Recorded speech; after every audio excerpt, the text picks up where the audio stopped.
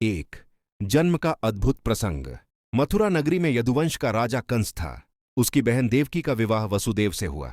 विवाह के समय आकाशवाणी हुई कि हे कंस, तुम्हारी बहन देवकी की 8वीं संतान ही तुम्हारा काल बनेगी।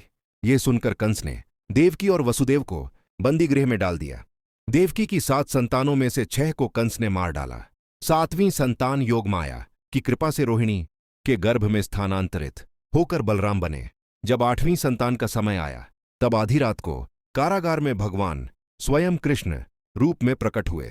उनके 4 हाथ थे, शंख, चक्र, गदा और पद्म से सुशोभित। उन्होंने कहा, मात पिता भय मत करो, मैं तुम्हारा पुत्र बनकर आया हूं। अब तुम मुझे गोकुल में नंद यशोदा के घर पहुंचा दो। फिर वे बालक रूप में परिवर्तित हो गए। वसुदेव ने कारागार के बंधन स्वतः खुलते देखे। द्वारपाल सो गए और नदी यमुना मार्ग देने लगी। उन्होंने कृष्ण को टोकरी में रखा और गोकुल पहुंचाकर यशोदा की नवजात पुत्री से अदला बदली कर दी। सुबह जब कंस को समाचार मिला तो उसने उस बालिका को मारने का प्रयास किया, किंतु वह देवी रूप धारण कर आकाश में प्रकट हुई और बोली, अरे दुष्ट कंस, तेरा संहार करने वाला जन्म ले चुका। कृष्ण गोकुल में बड़े हुए। मां यशोदा और पिता नंदजी के लाडले थे। उनकी बाल लीलाओं ने सबको मोहित कर लिया। कृष्ण को मक्खन बहुत प्रिय था। वे गोप बालकों के साथ मिलकर मटकी फोड़ते और मक्खन खा लेते।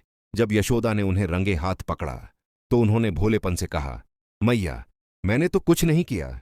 ये सब गोप मुझे झूठा फंसाते हैं। उनकी मासूम अदाएं सबका मन मोह लेती। कंस ने राक्षसी पूतना को भेजा जो विष से भरे स्तनों के साथ शिशु कृष्ण को मारना चाहती थी, किंतु कृष्ण ने उसका जीवन चूस लिया और उसे मुक्ति दी। गोकुलवासी हैरान रह गए कि इतना छोटा बच्चा कैसे दैत्यनाश कर सक।